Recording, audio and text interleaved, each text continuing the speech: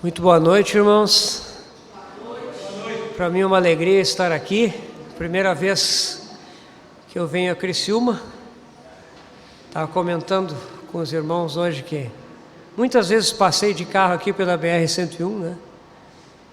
Para ir para Florianópolis, para ir para Joinville, Curitiba, São Paulo, Minas. Sempre passava por aqui, como Criciúma fica mais longe da estrada, né? Eu ficava imaginando, puxa vida, como será a cidade, né? Como é que a gente cruza por dentro de muitas cidades ou pertinho, né? E agora o Senhor propiciou a ocasião para estarmos juntos e damos glória a Ele. Gostaria de convidar os irmãos para abrirmos as nossas Bíblias na primeira epístola de Paulo a Timóteo,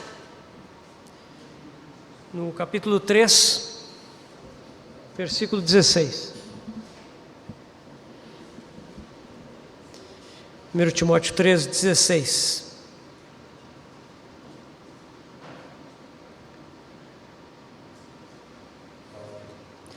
Evidentemente, grande é o mistério da piedade.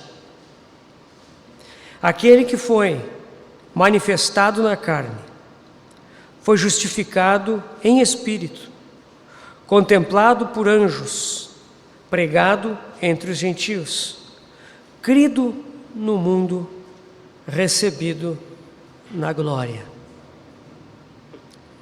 Vamos ter mais uma palavra de oração, irmãos? Senhor, nós estamos na Tua presença.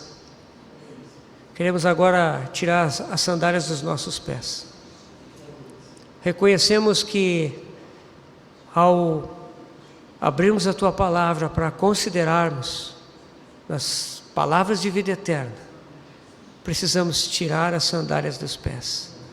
Queremos remover todo impedimento, toda preocupação, toda agitação, toda distração e nos colocar aquietados diante de Ti para que Tu possas falar aos nossos corações.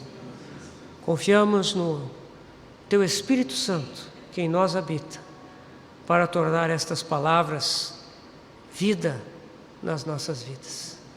E nos encomendamos às Tuas mãos, agradecidos por essa oportunidade, Senhor. Fala conosco, precisamos Te ouvir. Queremos que Tu venhas nos pastorear com a Tua palavra. Fala conosco, Senhor, nós Te pedimos e desde já agradecemos no nome do nosso Senhor Jesus, ó Pai. Amém.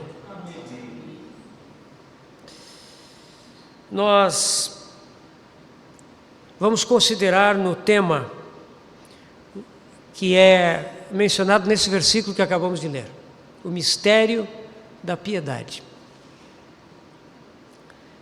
E a primeira coisa que nós precisaríamos considerar é o que significa essa palavra piedade. Por que essa palavra é importante? Essa palavra, irmãos, ela aparece 8 vezes nessa epístola que nós estamos lendo, 1 Timóteo. Ela aparece no capítulo 2, 3, 16, capítulo 4, versículos 7 e 8, e no capítulo 6, nos versículos 3, 5, 6 e 11. 8 vezes nessa epístola. E no 3,16 que nós acabamos de ler, fala sobre o mistério da piedade. 4, 7, nós vemos Paulo exortando Timóteo a exercitar-se pessoalmente na piedade. Em seguida, ele diz assim: pois o exercício físico é proveitoso por um pouco. Se os irmãos lerem nas suas Bíblias, vai dizer para pouco é proveitoso. A tradução aqui é proveitoso por um pouco. Ou seja, o exercício físico ele tem benefícios. Nós devemos nos exercitar. Mas existe um exercício superior, que é a segunda parte do versículo. Mas a piedade para tudo é proveitosa, porque tem a promessa da vida que agora é e da que há de ser. Então, o exercício da piedade, que é o exercício espiritual, nós vamos ver isso mais adiante, ele é proveitoso para hoje, para essa vida, e ele é proveitoso para a vida que há de vir. Ou seja, quando nós nos exercitamos na piedade, nós estamos nos preparando, não só para agora, mas para a vida que há de vir. Então a pergunta é essa: estamos nos exercitando na piedade? Isso é algo muito importante.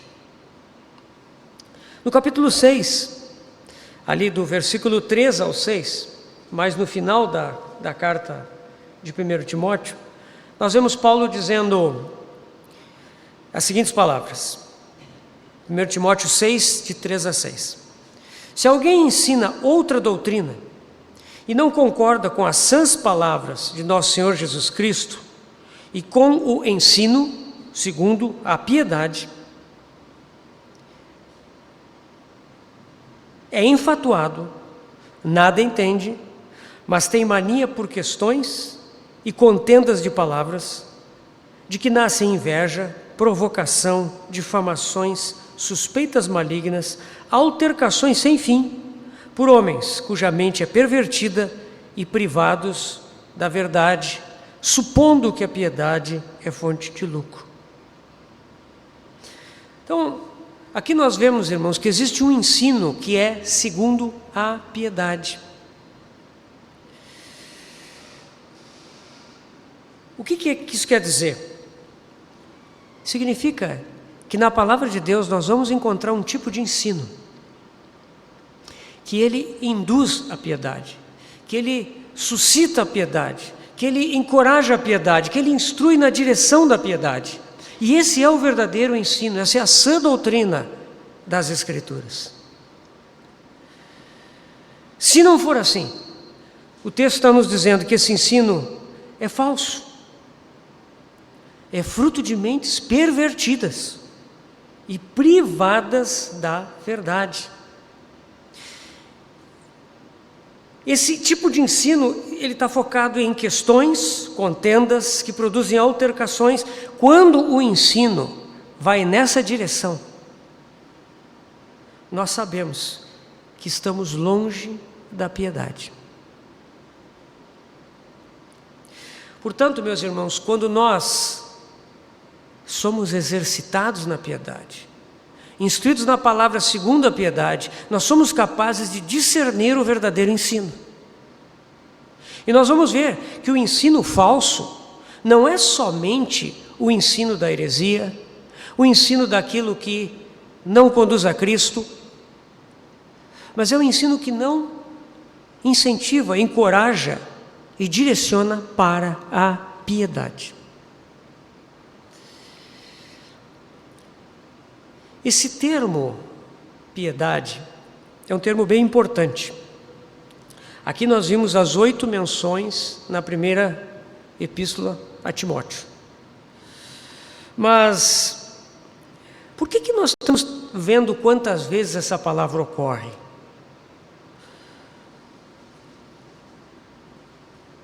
Porque é muito importante nós entendermos as ênfases da Escritura. Irmãos, é muito importante que antes de que nós ouçamos as opiniões dos homens, mesmo que sejam homens de Deus, mesmo que sejam homens ungidos, mesmo que seja eu mesmo aqui falando para vocês, mesmo que sejam livros, tesouros do conhecimento, é muito importante que nós ouçamos essa palavra escrita que nos foi dada.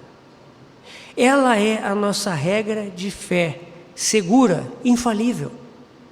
Aqui e ali, nós vemos, uma tradução pode ter um problema de ênfase aqui e ali, mas meus irmãos, não se preocupem com isso. Ninguém precisa entender grego, mesmo que a sua tradução tenha alguns probleminhas. Confie que o Espírito Santo vai levar você a entender a verdade. E para isso nós precisamos desta letra sagrada que está neste livro em primeiro lugar.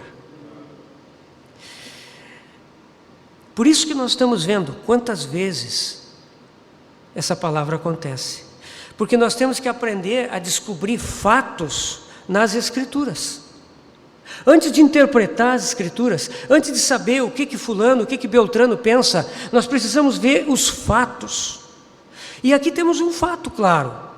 Numa epístola de 6 capítulos curtos, 8 vezes a palavra piedade. A Bíblia foi escrita pela inspiração do Espírito Santo. Se eu escrever uma mensagem de texto para vocês, irmãos, vocês não precisam estar contando quantas vezes aquela palavra aparece, né? Agora, se a Bíblia mostra uma palavra, enfatiza uma palavra, é porque o Espírito Santo está querendo nos lembrar, ó, piedade, piedade, piedade. Eu estou querendo dizer alguma coisa para vocês aqui. Isso é importante. Isso são os fatos que nós precisamos enxergar nas Escrituras. Amém. Segundo Pedro 1:21, nos diz assim: porque nunca jamais qualquer profecia foi dada por vontade humana. Entretanto, homens santos falaram da parte de Deus, movidos pelo Espírito Santo. Essa palavra aqui não foi dada por vontade humana. Homens santos de Deus falaram movidos pelo Espírito Santo. 2 Timóteo 3,16. Toda a Escritura é inspirada por Deus e útil para o ensino, para a repreensão, para a correção, para a educação na justiça. Toda a Escritura é inspirada. Aqui tem essas pequenas correções que nos ajudam a entender. Quando aqui a Almeida traduz inspirada, irmãos, entendam que ela é expirada. Quando nós falamos de inspiração, nós podemos pensar assim num poeta. O poeta chegou aqui nesse auditório, olhou a cidade de Criciúma, à noite, as luzes, e ele se inspirou em alguma coisa e escreveu uma poesia. A Escritura não é assim. A Escritura ela foi expirada. Deus soprou, theopneustos, a palavra aqui, Deus soprou, e através desses santos homens de Deus, a Escritura foi registrada. Foi o sopro de Deus. Então, a Escritura, ela é inspirada por Deus e é útil para tudo isso: ensino, repreensão, correção, educação na justiça celestial. Se nós cremos na inspiração divina dessas Escrituras, nós temos que entender que o Espírito Santo não usa palavras por acidente, casualmente.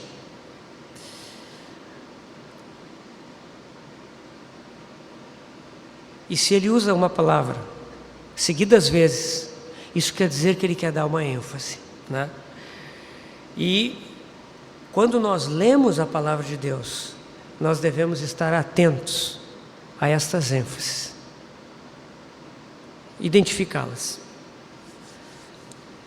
Provavelmente o apóstolo Paulo, ele foi solto do seu primeiro cativeiro em Roma no ano 62 depois de Cristo. Vocês sabem, né, que o apóstolo Paulo conheceu o Senhor, né, na estrada de Damasco, e ele depois voltou para Tarso, ficou muitos anos oculto lá em Tarso. Aí Barnabé foi lá, buscou a Saulo, né, e o trouxe para Antioquia, e ali o Senhor começou a usar Paulo de uma forma mais plena. Nós sabemos que depois Paulo fez 3 viagens apostólicas, né? A última delas demorou bastante tempo, ficou quase 5 anos fora, né? E no final dessa terceira viagem, no ano 57, ele está retornando para casa, só que ele quer ir a Jerusalém, ele está levando uma oferta para os pobres em Jerusalém. O que Paulo tem no seu coração? Ele quer provar aos cristãos da Judéia que as igrejas gentias amam os crentes judeus. Então ele conclama os irmãos a contribuírem, e ele leva vários irmãos com ele, e volta, e ele quer ir lá com essa oferta, demonstrar o amor das igrejas gentias pela igreja judaica. Paulo espera poder sair de lá e voltar a viajar. E é por isso que ele escreve no final da Epístola aos Romanos que ele pretende ir a Roma. Pretendo ir a Jerusalém e depois visitar-vos. Paulo pretendia isso. Isso é o ano 57. O que aconteceu? Vocês sabem o que aconteceu, né, irmãos? Paulo foi a Jerusalém, mas ele acabou aprisionado. Quase foi morto na escadaria da fortaleza romana. Passou mais de 2 anos preso em Cesareia, que é uma colônia romana na costa judaica do mar Mediterrâneo. E depois de lá, ele foi enviado a Roma. E ficou mais 2 anos. Então é provavelmente no ano 62 que ele foi solto. Ele escreve aos Filipenses, né, dizendo que aguarda em breve poder vê-los novamente. E quando ele escreve a Filemon, ele também pede que Filemon prepare lugar para ele. Ele já está antecipando. Seu primeiro processo provavelmente redundou na sua soltura. Nós sabemos que no ano 64 houve o incêndio de Roma. E os historiadores da época, todos atribuem ao próprio imperador Nero a causa desse incêndio. Nero queria fazer uma grande reforma, uma grande limpeza no centro de Roma e deu um jeito de incendiar a cidade. E quando a revolta popular o ameaçou, ele colocou a culpa nos cristãos. E por causa disso, no ano 65 se iniciou uma grande perseguição. Essa não foi uma perseguição localizada, essa foi uma perseguição em todo o império. E nós sabemos que pelo ano 65, 66 talvez, tanto Pedro como Paulo foram aprisionados. E nesse caso, o processo deles terminou em martírio.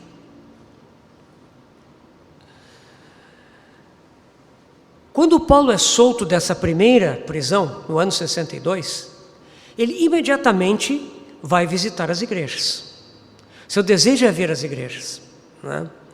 Então, se os irmãos olharem, logo no início de 1 Timóteo e de Tito, que foram escritas logo no início da soltura de Paulo, os irmãos vão ver que Paulo está viajando, está andando por aí e está dando instruções a esses 2 colaboradores, né? Timóteo e Tito. Ele talvez tenha escrito para outros colaboradores, né? Ele tinha muitos outros, né? Nós não sabemos, mas o fato é que ele está visitando as igrejas.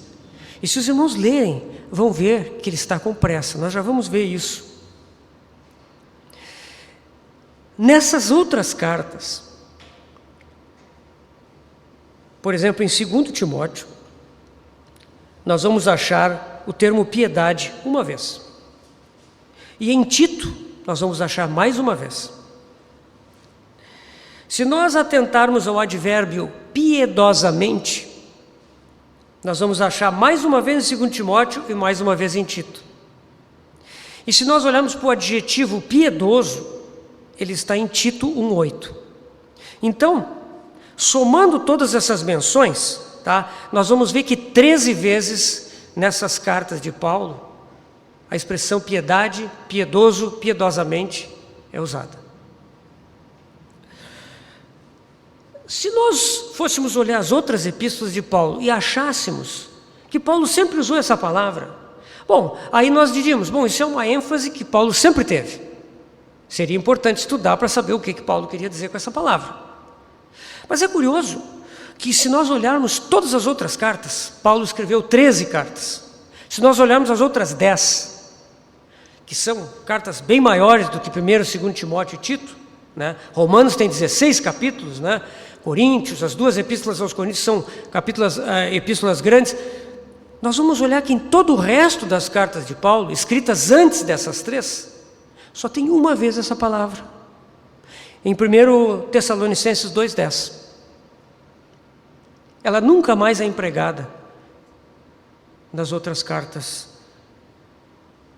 Isso quer dizer que Paulo tem uma ênfase na piedade nesse momento final do seu ministério. Ele enfatizou essa palavra e nós queremos saber por quê.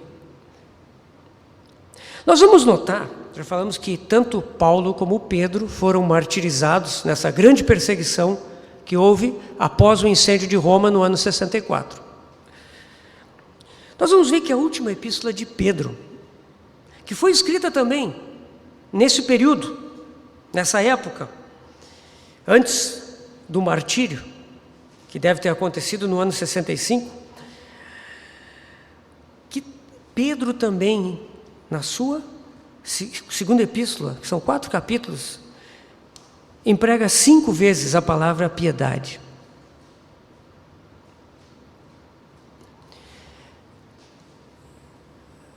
Ou seja, irmãos, se nós pegarmos esses escritos, essas 4 cartas, 3 de Paulo e 1 de Pedro, nós vamos ver 18 vezes a palavra piedade. Em todos os outros escritos do Novo Testamento só tem mais 5 vezes. Nós vamos achar isso 5 outras vezes. Eu estou dizendo isso para os irmãos, parece que eu estou fazendo um recenseamento, contagem, né? Mas, irmãos, o estudo da palavra de Deus começa com coisas desse tipo. Começa quando nós, ao invés de tentarmos entender, assim, isso aqui está difícil, o que será que aquele irmão pensa? O que será? Nós temos que ir para um outro caminho. Nós temos que tentar olhar os fatos que estão aqui, as palavras, as ocorrências, os pensamentos. A partir daí nós tiramos coisas importantes.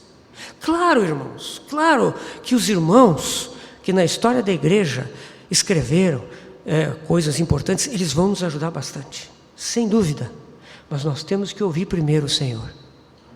Ouvir a palavra do Senhor, estar em contato com esse texto sagrado e extrair daí o que Deus quer nos falar.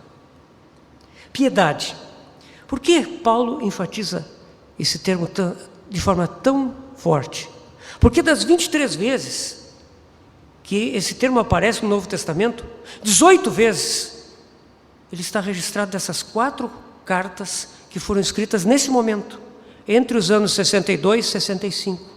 O que havia na igreja nesse momento que levou os apóstolos do Senhor a falar em piedade? O que significa essa palavra piedade? A gente sabe que popularmente, né, piedade significa ter pena, né? A pessoa que é piedosa é aquela que tem pena. Ela vê uma pessoa ali, um mendigo, ela vai lá e dá um dinheiro. Ela vê uma pessoa necessitada e vai lá ajudar. É uma pessoa que tem pena, né? O significado popular, né? E talvez o catolicismo nos ajudou muito a ter essa ideia de piedoso. A pessoa que tem pena, que tem compaixão. Em parte, isso é verdade, em parte. Mas isso está longe de ser o sentido completo desse termo. No grego, a palavra grega, ela é iosíbia. Iosíbia, né? É um composto no grego de 2 palavras. Essa parte io significa bem, ou o que é bom. E zíbia tem o sentido de ser devotado a alguma coisa, ser dedicado, consagrado a alguma coisa. Se nós juntamos as duas, nós descobrimos que o significado literal dessa palavra é ser consagrado ao bem, ser dedicado a fazer o bem, né? Esse é o sentido do termo grego num dicionário comum. Como nós vemos na Bíblia, isso nos é dito, né, pelo próprio Senhor, o Senhor nos diz o que é o bem, o que é o bom, né? Vocês lembram do jovem rico? O jovem rico, lá em Lucas 18, 19, né? Ele vem perguntar para o Senhor: o que eu posso fazer de bom para receber a vida eterna? E o Senhor pergunta: por que me perguntas acerca do que é bom? Bom só há um, que é Deus. Então, quando nós vemos nas Escrituras a dedicação ao que é bom, a dedicação ao bem, nós sabemos que o sentido espiritual desse termo é dedicação a Deus, consagração a Deus. Isso é ser piedoso, ser consagrado a Deus, genuinamente entregue a Deus. Esse é o sentido da palavra. No dicionário do irmão Vine, que hoje tentamos achar, ali não conseguimos, infelizmente, na livraria, livro muito bom, que já agora há muitos anos aí foi traduzido para o português, o Dicionário Expositivo de Palavras do Novo Testamento Grego. Ali o irmão Vine nos diz que piedade é a atitude de estar voltado para Deus, para fazer aquilo que o agrada. Então a piedade, ela significa uma prontidão diante de Deus. Os filhos de Deus devem estar prontos, em uma prontidão constante para agradá-lo. Portanto, a piedade envolve uma comunhão com Deus, uma comunhão contínua. Mas não é só uma comunhão, é uma comunhão que responde a Ele. Muitas vezes, irmãos, nós pensamos que a comunhão é apenas: eu vou agora tirar uns minutos no meu quarto, vou orar. Bom, agora eu vou separar um tempo para ler a palavra. Isso é comunhão. E aí, fora desses momentos, nós não estamos mais em comunhão. Nós desligamos a comunhão. Isso é um conceito assim que a gente naturalmente acaba assumindo. Mas na verdade, irmãos, a comunhão com Deus, ela deve ser algo constante. A gente deve estar com os olhos voltados para o Senhor em todo o tempo. E quando nós estamos assim voltados para o Senhor, Ele vai falar conosco. E quando Ele fala conosco, nós devemos responder. Então a comunhão com Deus, ela não é uma coisa só numa direção. Eu oro, eu leio a Bíblia. Não, a comunhão com Deus eu estou na presença dEle. Sim, eu estou lendo a Bíblia. Sim, eu estou orando. Sim, eu estou em comunhão com os irmãos. Eu vou à reunião. Mas também eu estou pronto para ouvir. De alguma forma, sentir no meu coração a vontade de Deus. E responder essa vontade. Ou seja, estar aberto a sentir, aquele sentir do coração de Deus e responder a Ele. Senhor, o que queres que eu faça? Está colocando isso no meu coração, Senhor. Eu quero te obedecer nisso. Então, é uma comunhão responsiva, Então, irmãos, temos que cuidar desse perigo. Porque quando nós estamos trabalhando, comprando, vendendo, conversando, passeando, fazendo esporte, academia, nós costumamos desligar o botão da comunhão. E quando nós desligamos o botão da comunhão, é aí que nós fazemos as maiores besteiras da nossa vida. Nós dizemos o que não devíamos. Nós deixamos de dizer o que devíamos dizer. Nós ficamos parados quando o Senhor queria que nós nos movêssemos.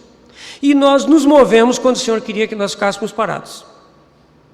Nós abrimos a nossa mente para receber dardos inflamados do inimigo e ficamos angustiados, ansiosos, com medo, preocupação, com uma série de coisas, porque nós desligamos esse botão. E é aí que nós perdemos o senso da presença de Deus. Irmãos, eu sei que nós não podemos estar no nosso trabalho, fazendo o que nós temos que fazer. Eu sou professor, eu dou aula, eu faço pesquisa, eu não consigo dar aula e ao mesmo tempo orar e dizer aleluia. Não, mas no nosso coração nós podemos estar atentos ao Senhor. Nós podemos nos exercitar, por isso que é um exercício.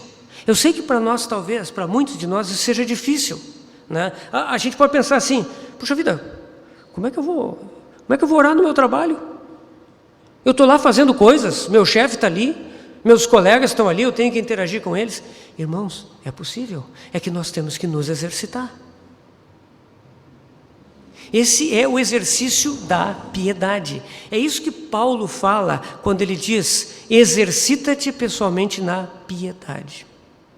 Piedade é isso. É uma comunhão com Deus, que ouve a Deus em todo tempo e que responde a Deus.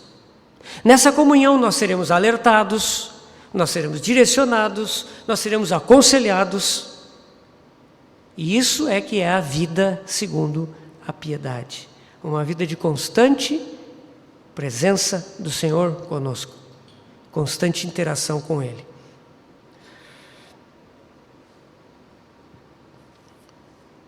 Todos, 2 Timóteo 3,13 diz assim: ora, todos quantos querem viver piedosamente em Cristo Jesus serão perseguidos. Por que será? Irmãos, nós não vamos ser perseguidos porque nós fazemos coisas extravagantes. Nós não vamos ser perseguidos porque nós nos levantamos contra quem não é cristão. Porque nós fazemos protestos contra aquilo que não é segundo a nossa fé. Tem muita gente que é perseguido por causa disso. Mas, meus irmãos, essa não é uma perseguição válida. O piedoso, ele é perseguido porque ele começa a viver uma vida que é tão diferente, que é tão estranha aos olhos desse mundo, que ele vai enfrentar oposição. Essa não é uma vida terrena, é uma vida de céu na terra.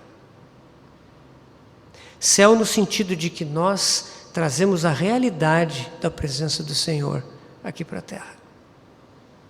Isso é a vida piedosa. Mas, meus irmãos, essa vida é uma vida gloriosa.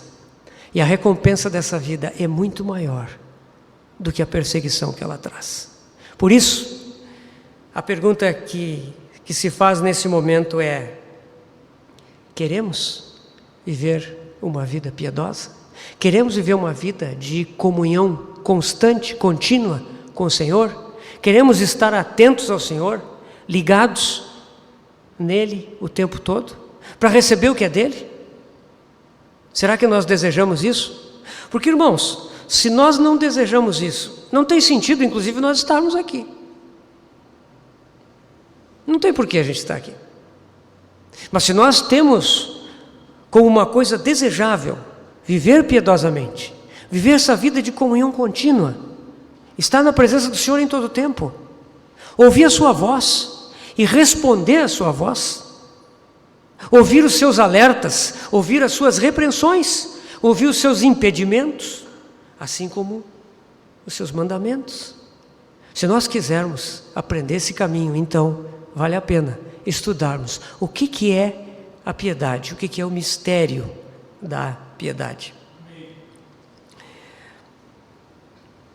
Por que Paulo e Pedro enfatizaram esse termo nas suas cartas? Essa é outra pergunta. Nesse momento, por volta do ano 62, isso é uma data aproximada, né? O Senhor Jesus já havia partido, fazia 30 anos. O tempo, desde o Pentecoste, quando a igreja surgiu, é mais ou menos esse, cerca de 30 anos. E Pedro e os outros apóstolos espalharam o evangelho por boa parte do mundo.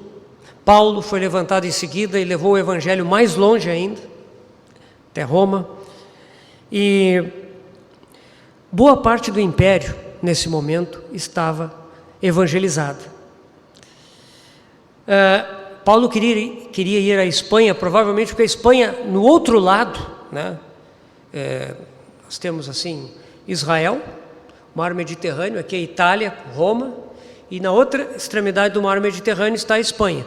Então Paulo provavelmente tinha esse objetivo, ele queria ir à Espanha. Havia muitas sinagogas nas cidades costeiras da Espanha, e Paulo provavelmente pensava em fazer a mesma coisa que ele sempre fez nas suas viagens: Visitar os judeus, entrar na sinagoga, trazer uma palavra e pregar o Evangelho. Esse era o seu objetivo, provavelmente, né? No entanto, Paulo foi aprisionado.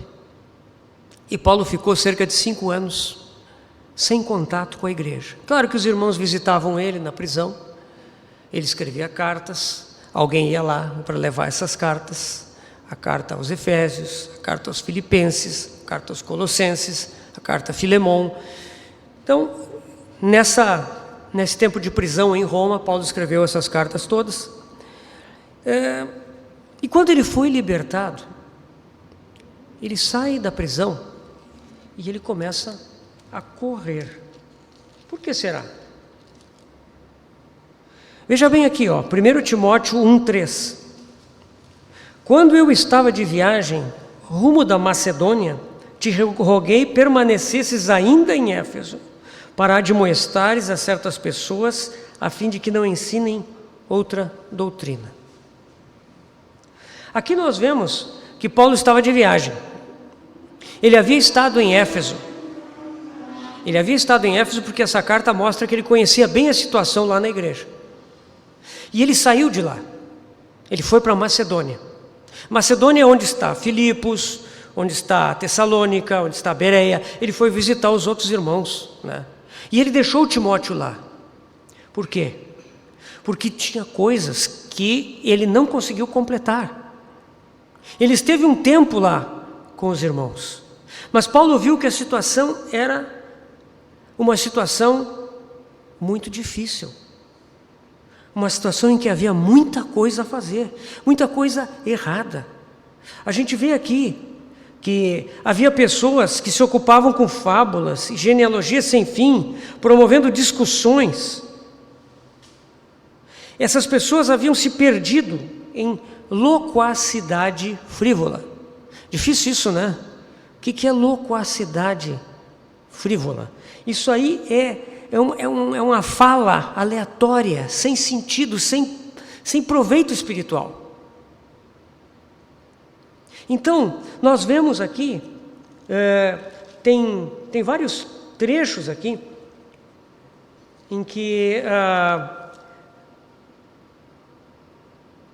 por exemplo, ali no capítulo 6, versículo 3, se alguém ensina outra doutrina e não concorda com as sãs palavras do nosso Senhor Jesus Cristo e com o ensino segundo a piedade, é infatuado, nada entende, tem mania por questões e contendas de palavras, de que nascem inveja, provocação, difamações, suspeitas malignas, altercações sem fim, por homens cuja mente é pervertida e privados da verdade, supondo que a piedade é fonte de lucro. A revista atualizada aqui tirou uma parte em que Paulo diz assim: fica longe destes. Então, aqui nós vemos que havia um problema de ensino corrompido. Ensino que tinha palavras, que tinha oratória, que tinha talvez até um rigor acadêmico, e que levava as pessoas a ficarem seduzidas por aquela linguagem, por aqueles termos teológicos, doutrinais tão elevados, mas era loquacidade frívola, era fala aleatória, porque não era segundo a piedade. Não era o ensino que tinha o propósito de levar os irmãos a viverem na prática de uma vida piedosa. Paulo está correndo, ele está visitando várias igrejas, porque ele percebe que a situação é uma situação de muitas coisas a corrigir. Veja Timóteo.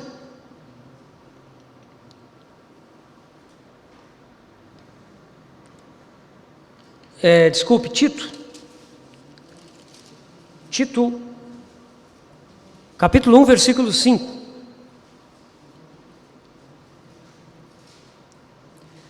Por esta causa te deixei em Creta, para que pusesses em ordem as coisas restantes, bem como em cada cidade constituísse presbíteros, conforme te prescrevi. Olha só o que Paulo está dizendo aqui. Te deixei em Creta. Outra vez, Paulo passou por Creta. Ele nunca tinha ido a Creta. Pelo menos dos relatos do livro de Atos, não aparece menção que Paulo tenha ido à ilha de Creta. Mas havia crentes lá, né? A gente sabe que no Pentecostes havia cretenses, está escrito lá, né? Paulo foi a Creta. E ele esteve lá. Mas ele teve que deixar Tito em Creta. Por quê? Para que pusesses em ordem as coisas restantes. Ou seja, Paulo de novo esteve lá com os cretenses. Creta é uma ilha grande. Creta é uma ilha que fica ao sul da Grécia. É uma ilha de grande extensão, tem várias cidades lá, né? No mar Mediterrâneo. Amanhã eu vou mostrar para os irmãos um mapa para isso ficar mais claro. Paulo esteve lá, mas Paulo tinha outras igrejas a visitar. Nós não sabemos se Tito foi antes, foi depois de 1 Timóteo, mas, né, Paulo talvez tenha passado por Creta, voltado para Éfeso, deixou Tito em Creta, deixou Timóteo em Éfeso e foi para Macedônia. E ele estava correndo, ele estava visitando as igrejas, né? Para que pusesses em ordem as coisas restantes. O que isso significa? Que havia desordem nas igrejas em Creta. Então, Paulo não pôde ficar lá o tempo necessário. E ele deixou ao encargo de Tito, inclusive a eleição de presbíteros.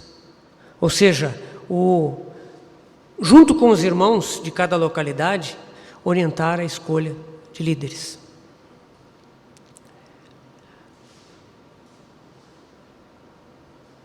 Porque as coisas lá estavam em desordem. Versículo 10 de Tito: porque existem muitos insubordinados, pauradores frívolos, de novo, faladores de coisas vãs, e enganadores, especialmente os da circuncisão, os judaizantes, né? É preciso fazê-los calar, porque andam pervertendo casas inteiras, ensinando o que não devem por torpe ganância. Então, aqui nós vemos que outra vez o problema é o mesmo: insubordinação, desordem, gente ensinando coisas pervertidas.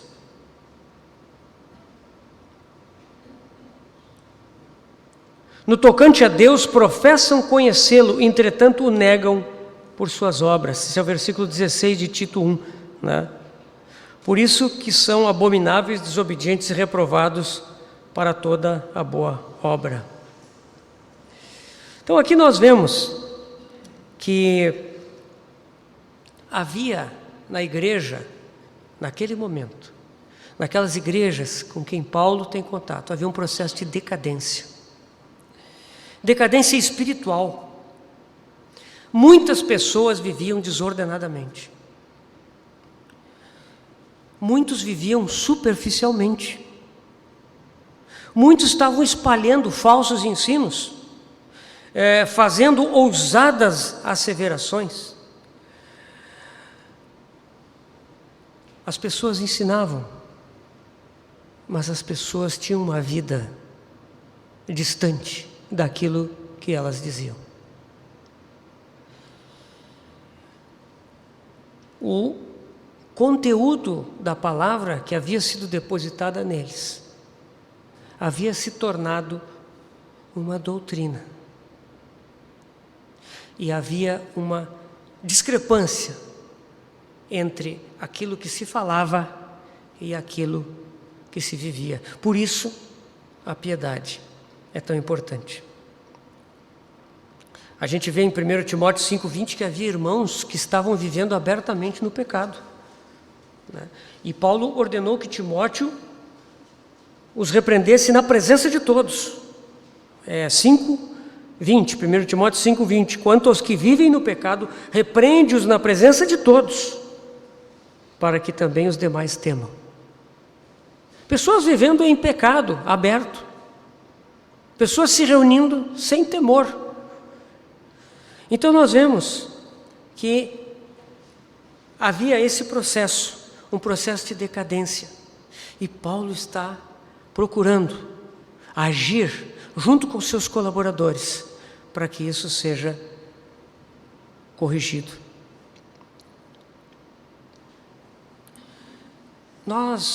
Eu não estou aqui dizendo para os irmãos que conhecimento da verdade, que é algo ruim. Tem muitas pessoas que, vendo um contexto desses, diriam assim: não importa o conhecimento, o que importa é a prática. Não, irmãos, não é assim. Conhecimento da verdade é muito importante. Muito importante. É a verdade que nos liberta. O Senhor disse lá em João 8,32: conhecereis a verdade e a verdade vos libertará. Então o conhecimento é importante. Só que é o conhecimento certo. Qual é o conhecimento? O que é a verdade? Eu sou o caminho, é a verdade, é a vida.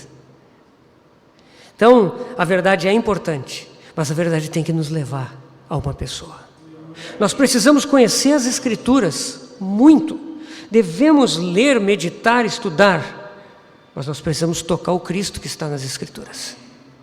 Então, isso vai nos libertar. A palavra de Deus nos alimenta. Nem só de pão viverá o homem, mas de toda a palavra que procede da boca de Deus. Então nós precisamos da palavra, ela é o nosso alimento, senão nós vamos morrer. É a palavra que nos santifica. João 17 diz assim: santifica-os na verdade, a tua palavra é a verdade. Santifica-os na verdade, ou seja, separa-os para a verdade, separa-os dentro da verdade. A tua palavra é a verdade. É a palavra, irmãos, que nos faz perfeitos e perfeitamente habilitados para toda boa obra. Isso está em 2 Timóteo 3, 16, 17.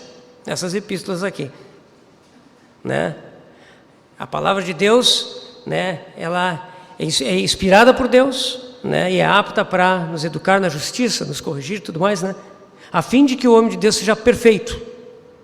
Você sabe o que é perfeito aqui, né?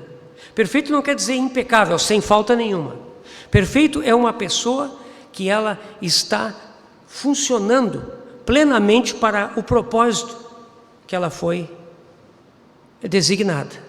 Então, quando nós estamos sendo aperfeiçoados pela palavra, então nós estamos nesse caminho de perfeição. É a palavra que nos faz perfeitos e perfeitamente habilitados para toda boa obra.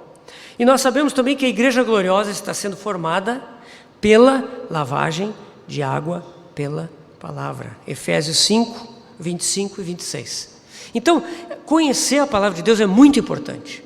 Não esqueçamos disso. Nesse sentido, não tem valor pensar assim, não, o que importa é a prática, o conhecimento. Não. Devemos conhecer a palavra de Deus. Mas, à medida que conhecemos o Senhor, por meio da palavra, essa palavra tem que ter um impacto nas nossas vidas. Essa palavra tem que causar um efeito. Essa palavra tem que causar em nós uma inconformidade conosco mesmos.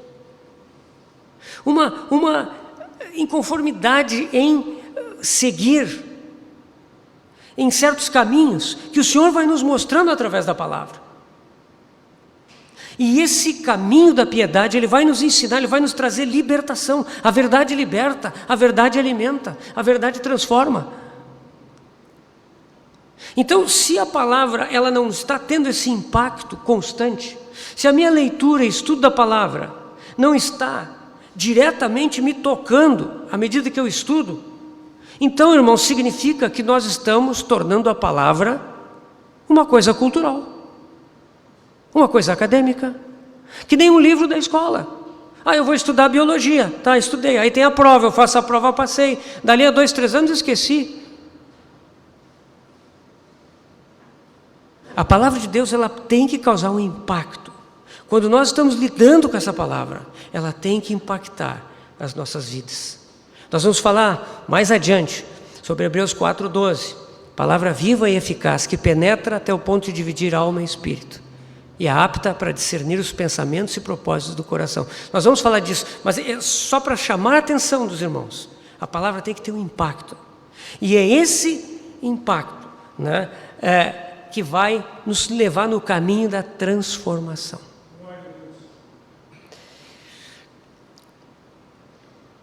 A pergunta é, será que nós estamos satisfeitos com a vida que nós temos?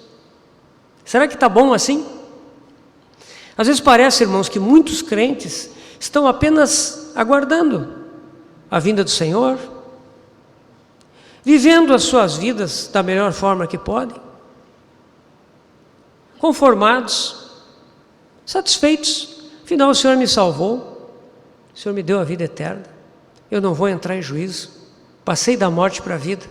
Meus irmãos, claro que isso é maravilhoso. Nós devemos cantar louvores a vida inteira por causa disso. Mas há mais, há muito mais que isso nesta vida aqui. E esse é o viver segundo a piedade. Assim devemos viver.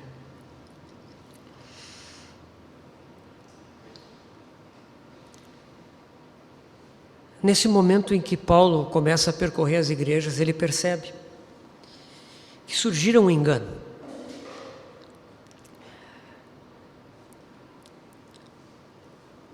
Os irmãos tinham muita coisa para dizer e falar. Havia muitos falastrões na igreja. Mas Paulo notou que nas suas vidas não havia realidade. Na vida familiar deles não havia realidade. Entre os homens não havia realidade. Entre as mulheres não havia realidade. Meus irmãos, por que vocês acham que Paulo fala aqui em Timóteo para as mulheres que elas devem se vestir com traje decente, se atavinhem com modéstia e bom senso, não com cabeleira frisada, né, ouro, pérolas, vestuário dispendioso, né? Por que Paulo está dizendo isso? Por que Paulo está falando de roupa? Porque ele viu algo que assustou ele. Ele percebeu. Isso é em Éfeso. Vocês lembram o que aconteceu em Éfeso? Que quando Paulo esteve lá, houve um grande avivamento. Diz que toda a província da Ásia ouviu o Evangelho. A província da Ásia é um pedaço da Turquia, do qual Éfeso era a capital. Ou seja, o Evangelho se espalhou dali. Muitos ouviram. Vocês lembram dos livros de mágica que foram queimados? Foram trazidos livros de um valor enorme. Irmãos, livro naquela época era muito caro. Comprar um livro naquela época era como comprar um computador de última geração hoje. Era muito caro, só os ricos podiam ter livros, e os ricos tinham o costume até mesmo de ter uma sala na sua casa para franquear a leitura dos livros aos outros, né? Porque sabiam que muita gente não podia comprar. Aqueles crentes se converteram a tal ponto que eles pegaram aqueles livros, jogaram na fogueira, queimaram. Vocês lembram dos ourives que faziam as imagens de Diana, em Éfeso, que se levantaram contra Paulo? Por quê? Porque o avivamento que Deus levantou através daquela igreja foi tamanho que sacudiu, inclusive, a idolatria, a religião pagã. O impacto foi muito grande. Paulo ficou em Éfeso por 3 anos. Ele dissertava na escola de Tirano, todas as tardes, após o meio-dia e até o final da tarde. Era o horário que as escolas de filosofia da época não usavam, porque era o horário mais quente do dia. Então eles usavam de manhã e do final da tarde até a noite. Esse horário vazio, provavelmente Paulo ia lá. Diz que ele dissertava diariamente, ele ia lá ensinar a palavra de Deus. E os irmãos ouviam. Nesses 5 anos que Paulo ficou aprisionado, muitas coisas aconteceram e mudaram. E quando ele chega aqui, ele tem que dizer coisas básicas. Não é só para as mulheres. Aqui no capítulo 2, no final do 8 ao 15, fala mais das mulheres, né? Mas no capítulo 3, fala dos presbíteros, do episcopado. Normalmente nós lemos isso aqui e pensamos, isso aqui são as instruções para eleger os presbíteros da igreja. Nós pensamos sempre na questão técnica. Irmãos, por que isso foi escrito aqui? Porque eles perderam a noção do que é um homem de Deus. Eles perderam a noção de que é uma pessoa consagrada ao Senhor.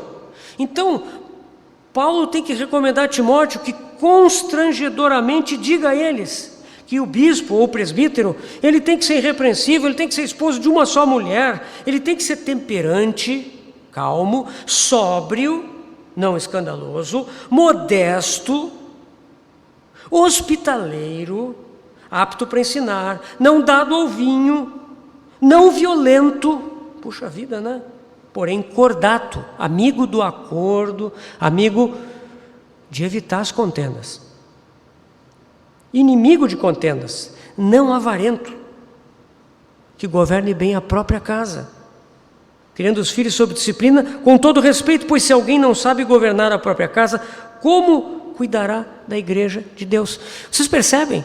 Isso aqui não é somente, o aspecto secundário aqui é a instrução para eleger presbíteros. O aspecto primário aqui é que isso aqui é o que um homem de Deus deve ser. Todos os homens na igreja deveriam ser assim. Isso aqui é o padrão.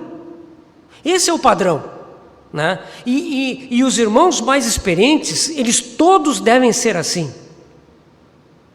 Então dali sim, claro, dali vai se tirar os presbíteros conforme a direção do Espírito Santo.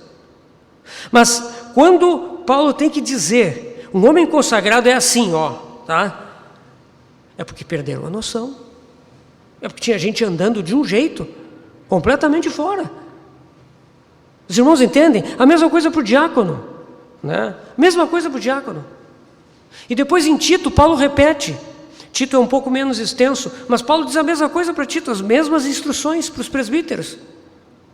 Isso é porque havia raros homens nas igrejas que correspondessem a esses parâmetros.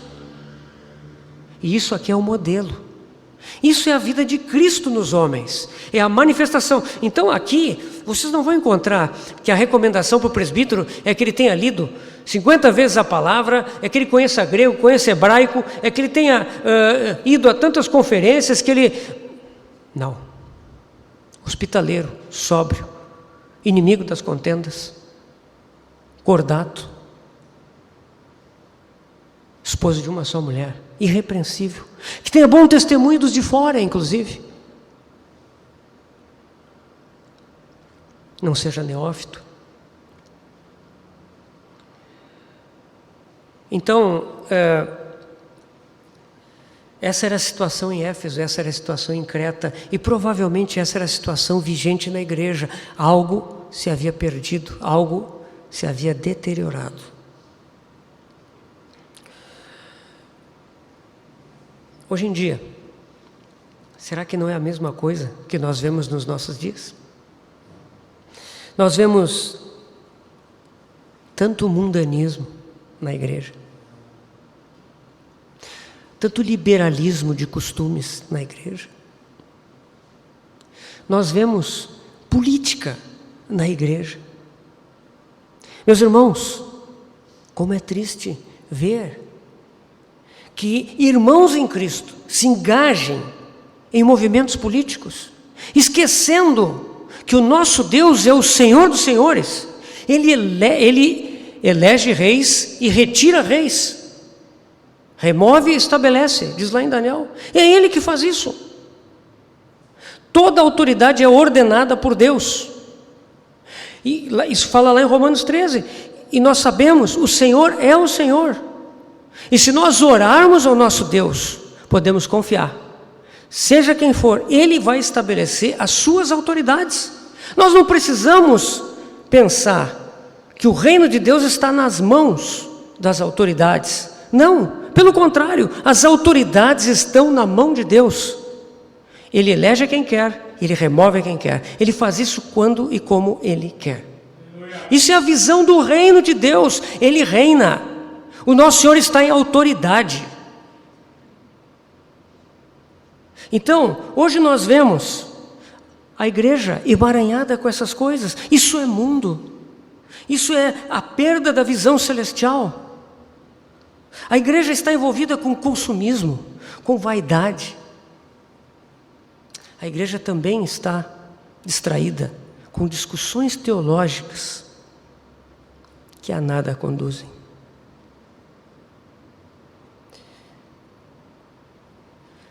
Veja o caso da igreja em Creta.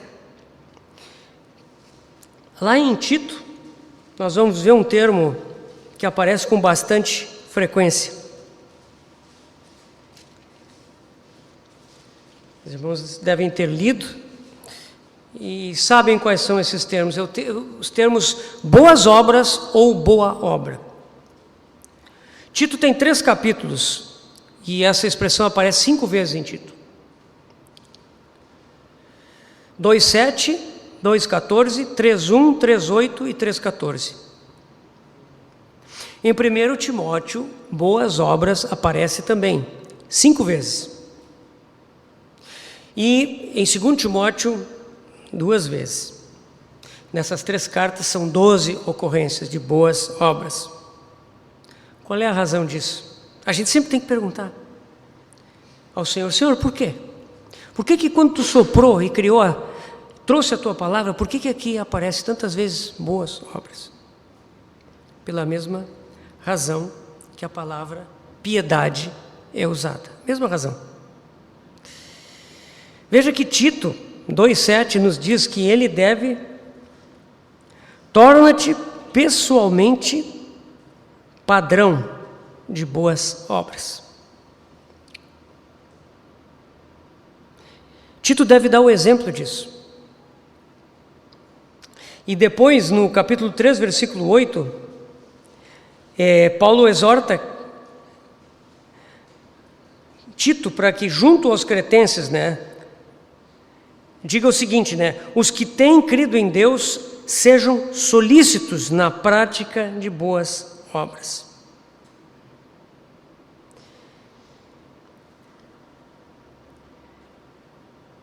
No 2:14, nós vemos ali Paulo dizer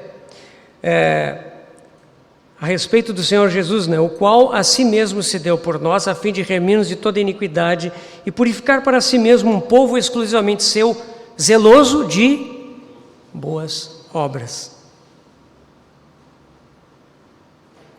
No 3:1, logo em seguida, lembra-lhes que se sujeitem aos que governam, às autoridades, sejam obedientes, estejam prontos para toda boa obra. Então, irmãos, são várias vezes, no 3:14 agora, quanto aos nossos, os obreiros que trabalhavam com Paulo, que aprendam também a distinguir-se nas boas obras a favor dos necessitados, a fim de não se tornarem infrutíferos. Por que essa ênfase? Porque nós sabemos que a manifestação saudável de uma vida de fé, ela tem boas obras. Tiago 2, Epístola de Tiago 2:14 a 18. Esse trecho aqui incomodou muito a Lutero. E nós entendemos por quê. Lutero foi o grande homem de Deus usado para trazer de volta o fundamento da justificação pela fé, e fé somente. Olha o que Tiago diz, Tiago 2,14. Meus irmãos, qual é o proveito se alguém disser que tem fé, mas não tiver obras? Pode acaso semelhante fé salvá-lo? Se um irmão ou uma irmã estiverem carecidos de roupa e necessitados do alimento cotidiano, e qualquer dentre vós lhe disser: ide em paz, aquecei-vos e fartai-vos, sem contudo lhes dar o necessário para o corpo, qual é o proveito disso? Assim também a fé, se não tiver obras, por si só está morta. Mas alguém dirá: tu tens fé eu tenho obras. Mostra-me essa tua fé sem as obras, e eu com as obras te mostrarei a minha fé. Nós sabemos, né, irmãos, que a nossa salvação, ela é alcançada pela fé independente das obras. Porque Efésios 2, de 8 a 9, nos diz, né? Porque pela graça sois salvos, mediante a fé, isto não vem de vós, é dom de Deus, não de obras, para que ninguém se glorie. Maravilha. Mas então, o que dizer de Tiago? Será que tem um problema aí entre Tiago e Paulo? Siga lendo Efésios, o próximo versículo, 2:10. Porque somos feitura dele, criados em Cristo Jesus, para boas obras, as quais Deus de antemão preparou para que andássemos nelas. Paulo deixa muito claro que a salvação, nós recebemos a justificação, a salvação do nosso espírito, pela fé somente, nós cremos nele. E naquele momento que nós cremos e declaramos, Senhor, eu creio que tu me salvaste na tua obra na cruz, eu entrego a minha vida para ti. Nesse momento que nós confessamos, nós somos salvos. Eternamente salvos. Não perdemos essa salvação. Deus nos deu a vida eterna. E essa vida está em seu Filho. Quem tem o Filho tem a vida. Quem tem o Filho tem a vida eterna. É eterna, não sai, não termina. Isso é a nossa segurança. Eterna segurança. A obra do Senhor Jesus por nós. Contudo, quando nós somos salvos, imediatamente nós nos damos conta que fomos colocados num caminho de boas obras, que Deus preparou de antemão para que andássemos nelas. Ou seja, irmãos, vocês estão vendo? A obra, as obras que nós fazemos não são obras nossas. Não são obras que eu inventei. Eu quero fazer isso, eu quero fazer aquilo, eu quero evangelizar aqueles índios lá, sei lá eu aonde, eu quero construir uma igreja, eu quero... Existe um caminho. E na nossa comunhão com o Senhor, nessa vida piedosa de comunhão responsiva, nós vamos descobrir as obras, aqui, ali, aqui. Nós vamos ver diariamente as obras. Nós vamos trabalhar e vamos descobrir obras, né? O Senhor preparou. E Ele dá graça para nós cumprirmos essas obras. Isso é maravilhoso. Então não há nenhuma contradição entre Tiago e Paulo. Nós somos salvos pela fé somente para andar num caminho de boas obras.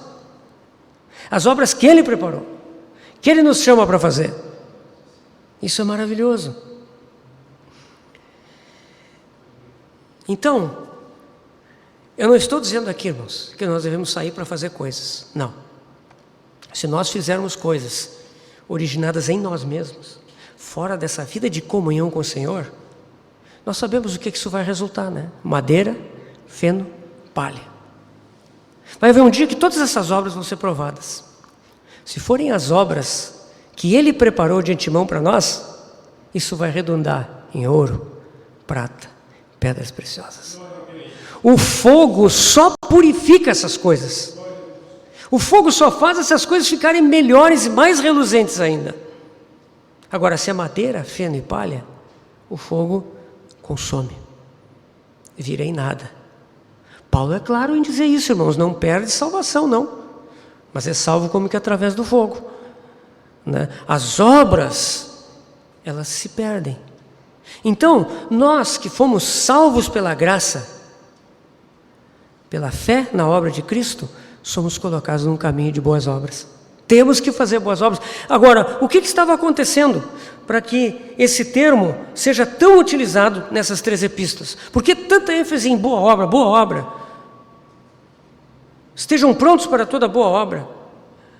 Sejam zeloso de boas obras, um povo exclusivamente seu zeloso de boas obras. Por que não estava acontecendo isso? Porque havia fé sem obras, sem frutos. E Paulo não está dizendo que Timóteo e Tito Mandem os irmãos fazer coisas. Mandem os irmãos se envolverem em atividades. Não. Ele está dizendo que os irmãos precisam viver uma vida de piedade diante do Senhor, de comunhão com Ele, e ser frutíferos nas boas obras que Ele mesmo já preparou de antemão para que nós andássemos nelas. Então, quando nós não temos boas obras, significa que algo deve estar errado com relação ao nosso caminhar, porque Efésios nos diz que o nosso caminho é um caminho de boas obras. Nós não devemos estar olhando para as boas obras que fazemos, mas se nós temos essa comunhão com o Senhor, estamos respondendo a essa comunhão, temos a nossa vida de oração, temos a nossa vida com a palavra de Deus, temos a nossa vida de comunhão com os irmãos da localidade. Se nós andamos nesse caminho, ouviremos o Senhor e vamos andar no caminho de boas obras. Às vezes nós vamos fazer coisas que nós nem nos demos conta que nós fizemos, porque esse caminho com o Senhor, andando com Ele, naturalmente nos levou às boas obras.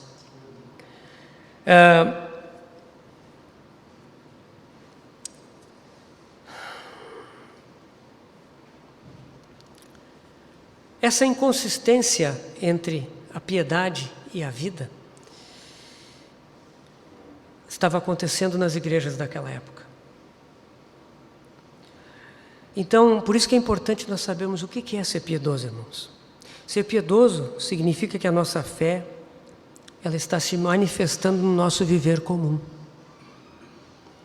Viver a vida de fé não é só viver a vida de fé nos encontros da igreja. Não é verdade que muitas vezes nós vestimos uma roupa espiritual quando estamos na frente dos irmãos? Às vezes nós mudamos até o discurso, a maneira de falar. Mas, irmãos, deve haver uma unidade entre nós. O mesmo modo de falar deve estar em todo o tempo. Nós não precisamos ficar dizendo aleluias e glórias a Deus no meio dos ímpios, porque às vezes nós vamos até banalizar as coisas de Deus. Eu não estou exagerando nisso, irmãos, mas nós temos que ter unidade no nosso proceder.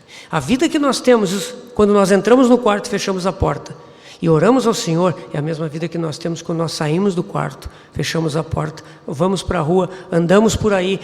É a mesma vida que temos que ter com a nossa esposa, com o nosso marido, com nossos filhos, com nossos pais. Isso é uma vida de piedade, é uma vida de consistência entre a fé que nós professamos e a vida que nós vivemos. Eu queria completar lendo 1 Timóteo 6:12.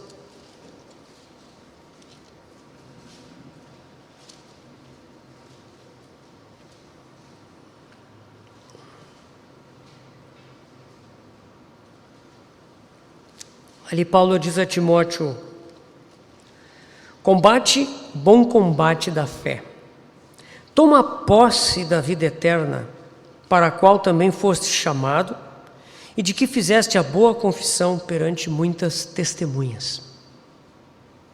Veja o que Paulo diz aqui: combate o bom combate da fé. Entendemos assim o que quer dizer isso, né? Mas a seguir, toma posse da vida eterna. O que é isso? Será que Timóteo não era convertido? Toma posse da vida eterna. Puxa, Timóteo era um colaborador de Paulo há tanto tempo, né? Nós sabemos que lá na segunda viagem apostólica, Paulo o tomou para o serviço cristão com ele. Paulo viu naquele jovem potencial, capacidade. Por que Paulo está dizendo, toma posse da vida? Que contradição! Paulo deixou Timóteo em Éfeso para admoestar, advertir aqueles que falavam coisas inadequadas, mas ele não tem a vida eterna? Não, irmãos. Nós sabemos que Timóteo era um homem nascido de novo, era um homem já crescido no Senhor. Mas isso aqui é uma exortação para ele e para nós.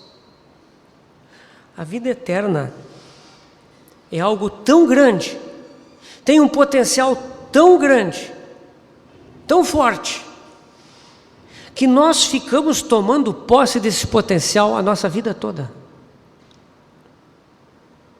Sabe, irmãos, às vezes alguém recebe uma herança, né? Aí a herança diz lá, olha, essa casa aqui é tua. Só que essa pessoa ganhou aquele título de propriedade, fez um quadro, botou na parede, essa casa é minha, mansão bonita. Aí um dia alguém vai lá e pergunta, o que é isso? Não, isso aqui é uma mansão que eu tenho. Ah, tu já foi lá? Não, eu nunca fui lá. Nós recebemos a vida eterna. Essa vida é uma vida que está depositada no nosso interior. A vida do Filho de Deus, pelo Espírito Santo. Será que nós já tomamos posse dessa vida?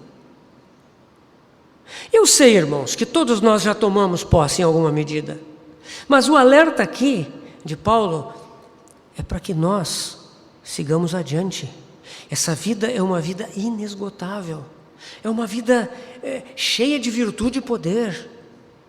Essa vida, quando o Senhor Jesus falou lá em João 4, com a mulher samaritana, Ele disse para ela, a água que eu te der, será em ti uma fonte a jorrar para a vida eterna. Mais adiante no capítulo 7 de João, o Senhor diz, falando ao público em Jerusalém, Ele diz assim, aquele que crer em mim, como diz a Escritura, do seu interior fluirão rios de água viva. Irmãos, isso quer dizer uma vida que nos enche e jorra, transborda, flui ao nosso redor. Essa é a vida que nos foi dada pelo Espírito Santo. Irmãos, aqui nós somos exortados a tomar posse dessa vida. Paulo diz isso a Timóteo. Timóteo, não te intimides. Toma posse daquilo que já está em ti.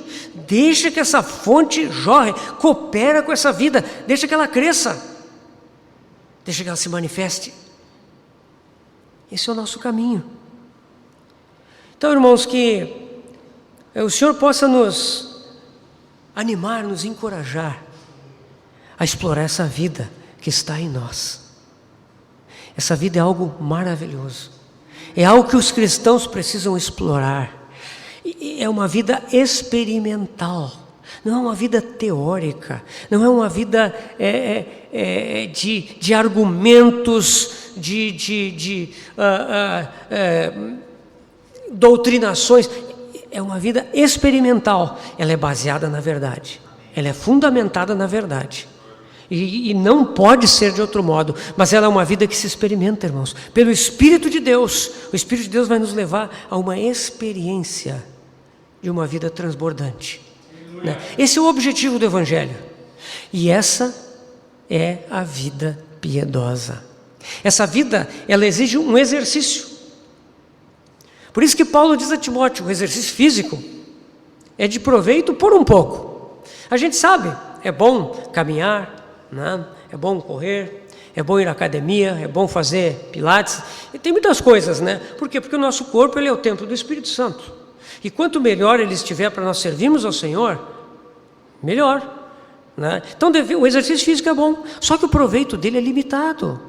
O dia que nós partirmos dessa vida, acabou. Então é um proveito por um tempo. Agora, a piedade, ela é proveitosa para a vida aqui e para aquela que há de vir. Nós construímos para a eternidade ao viver essa vida piedosa, da qual nós temos que tomar posse. Então, irmãos, que o Senhor nos ajude a entender essa vida. Ela já está em nós. Não nós temos nada para receber. Ela já veio habitar em nós. Ela está aqui. Mas ela quer crescer, ela quer se manifestar, ela quer transbordar. E isso é o exercício da piedade. Então, amanhã nós vamos continuar, né? Nós vamos tentar entender o que é o mistério da piedade, de 1 Timóteo 3,16, e em seguida vamos ver como somos exercitados na piedade. Então que o Senhor nos abençoe. Vamos orar. Amado Senhor, nós te louvamos pela tua palavra eterna, maravilhosa que tu nos dás.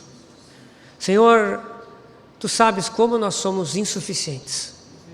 Mas, Senhor, nós confiamos na tua provisão, na provisão do teu Espírito Santo que em nós habita, para que essa vida se manifeste em nós, para que essa vida cresça em nós, para que essa vida transborde em nós. Senhor, queremos não só saber o que é a piedade, mas queremos viver uma vida piedosa diante de Ti, uma vida consagrada a Ti, uma vida de constante comunhão contigo, Senhor. Senhor, nós lemos na Tua palavra que Enoque andou com Deus. Enoque andou contigo, ele nos seus afazeres diários, ele andava contigo. E chegou um momento que ele já não era, porque Tu o tomaste para Ti. Nós queremos andar assim, andar contigo e andar contigo até aquele dia em que Tu nos toma para Ti. Ajuda-nos nisso, Senhor. Nós te pedimos e continua conosco enquanto tentamos entender da Tua palavra o que Tu nos queres falar disso. Bendito seja o Teu nome, Senhor. Pai, nós oramos no nome do Teu Filho Jesus. Amém.